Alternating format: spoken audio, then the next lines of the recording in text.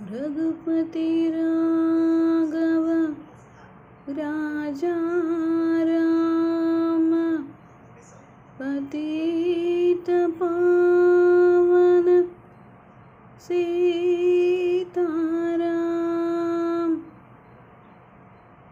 हे राम राम राम राम, हे राम राम राम राम, சலாம் ஹே ராம் ராம்।